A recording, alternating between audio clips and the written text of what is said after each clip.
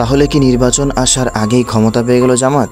BNP কি তাহলে হেরে গেল? বিস্তারিত জানতে সম্পূর্ণ ভিডিওটি দেখতে থাকুন। রাজনীতিতে একটা নতুন টপিক এসেছে এবং এটা নিয়ে মোটামুটি তোলপাড় শুরু হয়েছে এবং উত্তেজনা ক্রিয়েট হবে, কোনো সন্দেহ নেই। আবার বড়সড় ঝড় আসতে চলেছে। এবার যেটা ঘটেছে সেটা আরো মারাত্মক। বিমানবন্দর ঘিরে ফেলা হচ্ছে, রাস্তায় নামছে শয়ে শয়ে সেনা পুলিশ। সংঘর্ষ পৌঁছলো চরমে। বাংলাদেশকে শায়েস্তা করার জন্য নতুন এক পন্থা এবার ভারতের পক্ষ থেকে নেওয়া হলো। ভারত এবং বাংলাদেশের সম্পর্ক তো ভালো হবেই না, উল্টে মোহাম্মদ ইউনূসকে শায়েস্তা করার পদক্ষেপ ভারতের পক্ষ থেকে অফিসিয়ালি শুরু করা হলো। বাংলাদেশে কে ক্ষমতায় যাবে এটা নিয়ে কিন্তু অলরেডি এক ধরনের ইঁদুর দৌড় শুরু হয়ে গেছে। তো জামাত এরকম একটা প্রিপারেশন নিয়ে মোটামুটি ক্ষমতায় চলে গেছে। আওয়ামী লীগকে হয়তো শেষ মুহূর্তে তারা ইলেকশনে পার্টিসিপেট করতে দেবে। চেষ্টাও ব্যাকগ্রাউন্ড করছে। শেখ হাসিনার আমলে যেভাবে মিডিয়া কন্ট্রোল করা হতো, এখনো সেভাবে মিডিয়া কন্ট্রোল হচ্ছে। মিডিয়ার স্বাধীনতা নেই, নগদে জালিয়াতি নিয়ে নিউজ করায় সাংবাদিকদের হেনস্থা করা হয়েছে। জাতীয় প্রেস ক্লাবে এক আলোচনা সভায় এই কথা বলেন নূর। শেখ হাসিনা বৈধ প্রধানমন্ত্রী, উনি ভারতে অবস্থান করছেন এবং ভারতে অবস্থান করার জন্য ভারত ওনাকে রাষ্ট্রীয়ভাবে এখনো প্রটোকল দিচ্ছে, বা উনি কোথাও সফরে গেলে ভারত এখনো রাষ্ট্রীয় প্রটোকলে ওনাকে সেখানে নিয়ে যাচ্ছে। আসসালামু আলাইকুম দর্শক, নতুন একটি সংবাদে আপনাকে স্বাগতম। বেশ কয়েকটি গুরুত্বপূর্ণ ভিডিও নিয়ে আপনাদের সামনে হাজির হয়েছি, যার কিছুর অংশ বিশেষ আপনারা ভিডিও শুরুতে দেখেছেন। প্রিয় দর্শক, ভিডিও শুরুটা দেখে কিন্তু বুঝতে পেরেছেন আজকের নিউজটাটি কতটা গুরুত্বপূর্ণ এবং ঠিক কোন বিষয়টাকে ইঙ্গিত করছে। তাই বলবো, যারা ভিডিওটি অন করেছেন একটুও না টেনে সম্পূর্ণ ভিডিওটি মনোযোগ সহকারে শেষ পর্যন্ত দেখতে থাকুন। প্রিয় দর্শক, আমি আর এই বিষয় নিয়ে বেশি কথা বলবো না, চলে যাব কাঙ্ক্ষিত ভিডিওতে। তার আগে বলবো, যারা এই চ্যানেলে নতুন আছেন অবশ্যই চ্যানেলটি সাবস্ক্রাইব করে পাশে থাকা বেল বাটনটি ক্লিক করে রাখুন প্রত্যেক মুহূর্তের আপডেট পাওয়ার জন্য। প্রিয় দর্শক, চলুন তাহলে আমরা ভিডিওটিতে একটা লাইক দিয়ে ধারাবাহিকভাবে সবগুলো ভিডিওর আলোচনা দেখে আসি। বাংলাদেশে কে ক্ষমতায় যাবে এটা নিয়ে কিন্তু অলরেডি এক ধরনের ইঁদুর দৌড় শুরু হয়ে গেছে। তো এই যে ক্ষমতায় যেতে হবে, এই দৌড়ে সবচেয়ে বেশি এগিয়ে আছে জামাত। জামাত মনে করছে যে ক্ষমতায় যাওয়ার মোটামুটি সব আয়োজন সম্পন্ন, এবং জামাত তার সমসাময়িক রাজনীতিতে এতটা ভালো অবস্থায় কখনো থাকেনি। এই যে ইন্টারিম গভর্নমেন্টের যে চিফ অ্যাডভাইজার ডক্টর ইউনূস, তিনি সম্পূর্ণ জামাতপন্থী। তার আবার একটা নিজস্ব ব্রেন চাইল্ড, যেটা নাগরিক শক্তি 2007 সালে করার চেষ্টা করে ব্যর্থ হয়েছিলেন, তারই একটা ক্লোন তিনি এনসিপি করেছে, জাতীয় নাগরিক পার্টি। তো ডক্টর ইউনূস চান যে এই এনসিপি কে ক্ষমতায় আনতে, কারণ এনসিপির তো রেজিস্ট্রেশনই নাই। তাদের জনসভায় 200-300 বেশি লোক হয় না, সেই 200-300-র মধ্যে আবার 50 জন থাকে ইউটিউবার আর 100 জন থাকে সাংবাদিক। তো এই অবস্থায় তিনি এনসিপি কে ক্ষমতায় নেওয়ার জন্য তিনি যত দেরিতে পারেন নির্বাচন দেবেন, তাহলে 3-4 বছর পরে নির্বাচন দেবেন, এবং এর মধ্যে তিনি এনসিপি কে যে কোনো ভাবেই হোক এস্টাবলিশ করার চেষ্টা করবেন। এই জন্য আপনারা যে সম্প্রতি একটা টাগ অফ ওয়ার দেখছেন, যে বিএনপি চাইছে 31শে ডিসেম্বরের মধ্যে নির্বাচন, এবং ডক্টর ইউনূস জাপানে গিয়ে বললেন একটা মাত্র দল ডিসেম্বরের মধ্যে নির্বাচন চায়। কিন্তু গতকাল যখন ডক্টর ইউনূস বিভিন্ন দলের সাথে মিশলেন জাতীয় ঐকমত্য কমিশনের ব্যানারে, সেখানে দেখা গেল অধিকাংশ দলই ডিসেম্বরের মধ্যে নির্বাচন চায়। তার মানে ডক্টর ইউনূস জাপানে যেটা বলেছেন সেটি মিথ্যা ছিল। এবং এটি নিয়ে তারেক রহমান এবং ডক্টর ইউনূসের মধ্যে একটা উত্তপ্ত ফোন আলাপ হয়েছে, যেটা আমি আপনাদের আগে বলেছি। গতকাল সালাউদ্দিন আহমেদ, বিএনপির নেতা, তার বক্তৃতা শুনে কিন্তু আমরা সেই উত্তাপটা পাইনি। অনেকটা হতাশ কণ্ঠে তিনি কথা বলেছেন। তো বিএনপির কাছ থেকে যে ফায়ার আমরা লক্ষ্য করছিলাম, যে আগুন আমরা দেখছিলাম তারেক রহমানের বক্তৃতায় কিংবা ফোন আলাপে, সেই আগুনটা গতকাল অ্যাবসেন্ট ছিল। বিএনপি কি তাহলে কিছু টের পাচ্ছে? বিএনপি কি ক্রমশ ক্ষমতার থেকে দূরে চলে যাচ্ছে?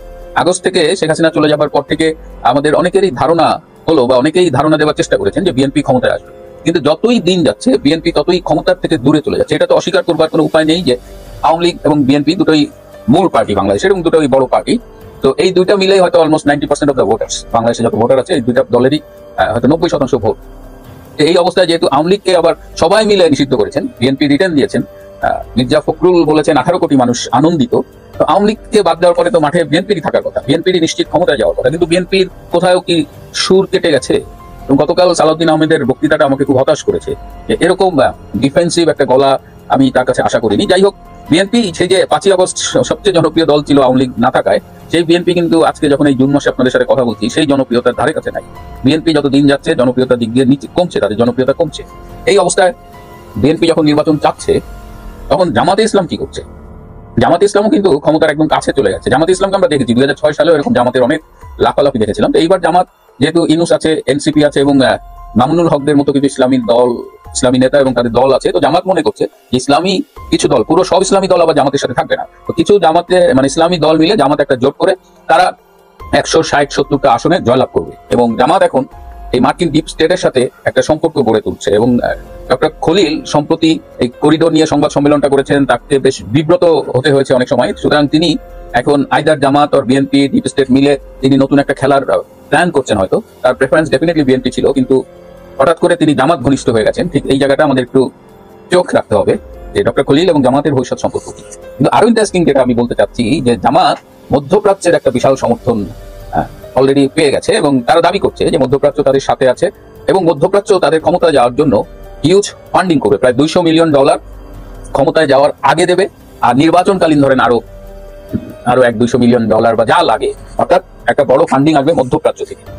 এই ফান্ডিং দিয়ে তারা চেষ্টা করছে যে বিজেপি, ভারতীয় জাতীয় পার্টি, যেটা বর্তমানে ভারতের ক্ষমতাসীন মোদী পার্টি, সেই পার্টির শীর্ষ কোনো নেতার সাথে একটা নেগোশিয়েট করতে যাচ্ছে, এবং সেই বাজেট হলো $125 মিলিয়ন। বিজেপির শীর্ষ নেতৃত্বের সাথে যদি নেগোশিয়েট করা যায় তাহলে তারা $125 মিলিয়ন তারা বাজেট থেকে। এছাড়া বাংলাদেশে যে স্টেক হোল্ডার আছে তাদের জন্য রেখেছে $50 মিলিয়ন।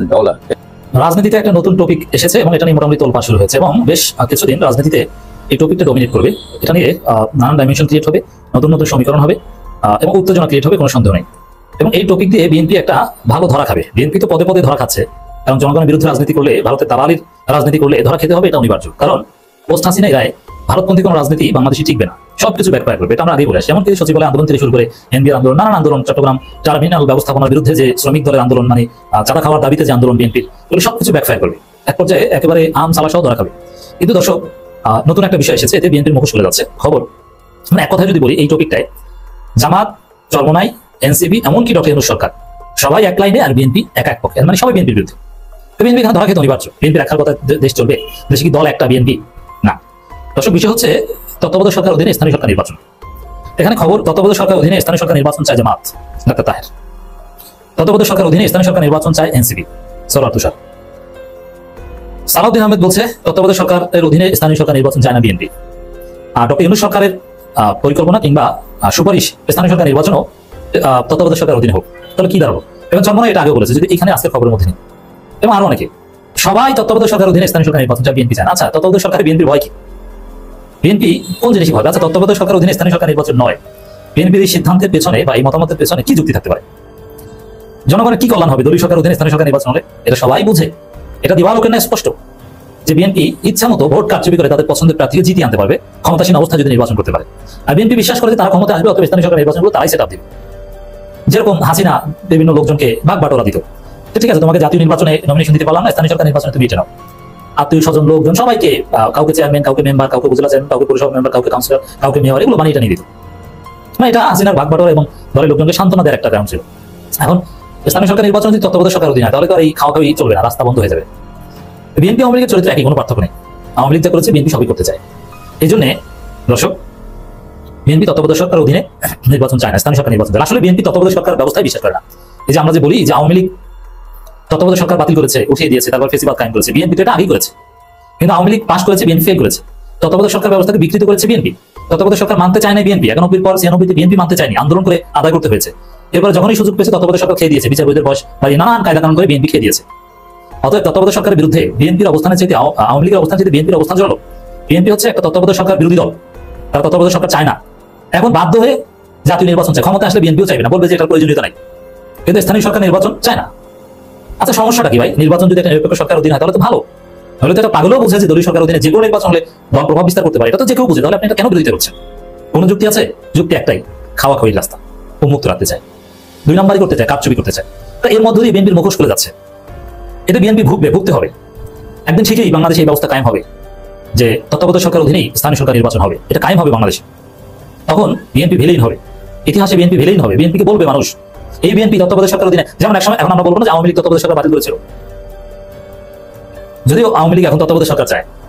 মজার বিষয়, আপনারা জানেন বিএনপি শুরু করেছে তো ইন্টারিমের মাধ্যমে হবে না, তত্ত্বাবধায়ক সরকার দরকার। এটা বিএনপি বলে, বিএনপির কিন্তু মত এটা যে ডক্টর ইউনূস ইন্টারিম গভর্নমেন্টের মাধ্যমে সুষ্ঠু নির্বাচন হবে না, তত্ত্বাবধায়ক সরকার দরকার। এবং ডক্টর ইউনূসের অধীনে কারচুপি করা যাবে না, এজন্য পছন্দের কোনো তত্ত্বাবধায়ক সরকার বসাতে চায়। এই পয়েন্টটাই বিএনপিকে অনেক ঘুরতে হবে। ইতিহাসে বিএনপি ভিলেন হয়ে থাকবে যে বিএনপি স্থানীয় সরকার নির্বাচন কারচুপি করতে চেয়েছিল, ভাগ বাটোয়ারা করতে চেয়েছিল। বিএনপি মানেই কারচুপি, বিএনপি মানেই ভোট চুরি, বিএনপি মানেই দালালি। এই ব্র্যান্ডিং হচ্ছে বাংলাদেশের রাজনীতিতে। কিছুদিন পর দেখবেন এই যে জাতীয় নির্বাচন চায় না বিএনপি, এক একটা ইস্যু সামনে এসে বিএনপির জাতীয় নির্বাচন প্রজেক্ট মারা খাবে। কখন আসবে স্থানীয় সরকার নির্বাচন ইস্যু, কখন আসবে ছাত্র সংসদ ইস্যু। একটা বাজারে সরকার ছেড়ে দিবে আর বিএনপি 2 গ্রুপ ওটা নিয়ে কামড়াকামড়ি করবে, আর দেখবেন জাতীয় নির্বাচন চাপা পড়ে গেছে, জাতীয় নির্বাচন চাওয়ার সাহসই করতে পারবে না। এবং একটা সময় ছিল না 5 আগস্টের পর যে রক্তের দাগ শুকায়নি, বিএনপি এর মধ্যে নির্বাচন চায়, কিছুদিন কিন্তু সাহস করেনি নির্বাচন চাইতে, কিন্তু তার কিছুদিন পর আবার চাওয়া শুরু করেছে। এরকম একটা সময় আসবে বিএনপির আগামের কারণেই স্থানীয় সরকার নির্বাচন বা ছাত্র সংসদ কিছু নির্বাচন ছেড়ে দিক 2 গ্রুপে কামড়াকামড়ি করতে করতে দেখবেন যে বিএনপি নির্বাচন চাওয়ার সাহসই আর পাবে না। দেশের জরুরি অবস্থা জারি করার প্রয়োজন হতে পারে, সরকারকে কঠোর হওয়ার প্রয়োজন হতে পারে, বাস্তবতা নিরিখে সরকার অস্তিত্বের জন্য, দেশ চালানোর সুবিধাতে কিছু করেনি। সংঘর্ষ পৌঁছলো চরমে, বাংলাদেশকে শায়েস্তা করার জন্য নতুন এক পন্থা এবার ভারতের পক্ষ থেকে নেওয়া হলো। আগে যে খবর সামনে এলো সেখানে দেখা গেল অবৈধ অনুপ্রবেশকারী প্রায় 13 থেকে 14 জনকে নোম্যান্স ল্যান্ডে ফেলে দিল ভারত সরকার। আরো স্পেসিফিক্যালি বললে এই রকম ভয়ঙ্কর পদক্ষেপ নেওয়া হয়েছে আসাম সরকারের পক্ষ থেকে।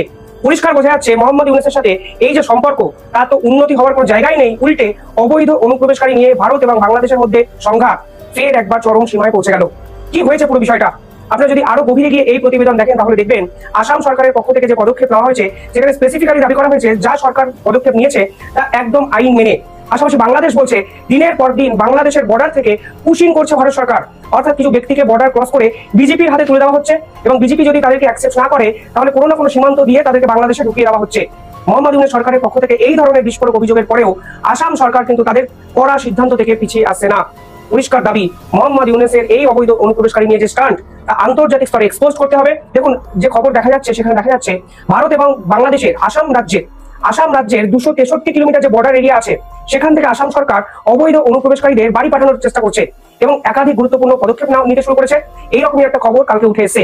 সেখানে দেখা যায় আসামের পক্ষ থেকে যারা এইরকম তদারকি করছেন তাদের হাতে 67 জন অবৈধ বাংলাদেশি ধরা পড়েন। এই অবৈধ বাংলাদেশি ধরা পড়েন তাদেরকে বিএসএফ এর পক্ষ থেকে ওপারে অর্থাৎ বাংলাদেশে পাঠানোর ব্যবস্থা করা হয়। বাংলাদেশ সরকার 54 জন অবৈধ বাংলাদেশিকে ডিটেক্ট করে এবং তারা কিন্তু বাংলাদেশে তাদেরকে ফিরিয়ে নেন। সমস্যাটা হলো তারা 13 জনকে ফিরিয়ে নিতে অস্বীকার করেন। তারা বলেন এই 13 জন ভারতীয়রা নাকি জোর করে বাংলাদেশে তাদের ব্যক্তিদের পাঠিয়ে দিচ্ছে। আসাম সরকার তাদেরকে ফের ভারতে ঢোকায়নি, এমনকি বিএসএফ এর পক্ষ থেকে পরিষ্কারভাবে বলা হয়েছে তাদেরকে ভারতে আশ্রয় দেওয়া হবে না, বাংলাদেশ নিলে নিক, তাহলে নোম্যান্স ল্যান্ডে কিন্তু তাদেরকে রেখে দেওয়া হয়েছে বিএসএফ এর পক্ষ থেকে। অর্থাৎ জনমানবহীন একটি জায়গা যা আসামেরও না ভারতেরও না যা বাংলাদেশেরও না, এইরকম একটি জায়গা বর্ডার সীমান্তে তাদের কিন্তু ছেড়ে দিয়ে আসা হয়েছে। ফলে অদ্ভুত এক অবস্থা সৃষ্টি হয়েছে এবং চূড়ান্ত সংঘাত অন্য লেভেলে যে চলে গেল তা কিন্তু বলাই যায়। এবং আসামের সংবিধান কি বলে পরিষ্কারভাবে বলা হচ্ছে যে 1971 সালে 24শে মার্চ 1971 পর যারা বাংলাদেশ থেকে এদেশে এসেছেন, ভারতবর্ষে এসেছেন, তাদেরকে ভারত সরকার আর কখনো জায়গা দেবে না, অর্থাৎ তারা কিন্তু অবৈধ অনুপ্রবেশকারী হয়ে গেলেন। এটা কিন্তু সুপ্রিম কোর্টের জাজমেন্টেও কিন্তু এই তারিখটার কথা বলা হয়েছে 1971 সালে 24শে মার্চ। এমনকি 1985 সালে দ্য আসাম অ্যাকর্ডের পরেও কিন্তু এই পরিস্থিতিটা উন্নতি হওয়ার কোনো জায়গা তারা দেখা যাচ্ছে না। সুপ্রিয় দর্শক, আমি আশা করছি আজকের নিউজটা আপনারা সকলে মনোযোগ সহকারে শেষ পর্যন্ত দেখেছেন। তো আজকের নিউজটা দেখে আপনার কাছে কি মনে হয়েছে? আপনার মূল্যবান মতামত অবশ্যই কমেন্ট সেকশনে লিখে যাবেন। দেখা হচ্ছে পরবর্তী কোনো আপডেট নিউজে। সে পর্যন্ত সুস্থ থাকবেন, ভালো থাকবেন, আমার জন্য দোয়া করবেন। আসসালামু আলাইকুম ওয়া রাহমাতুল্লাহি ওয়া বারাকাতুহু।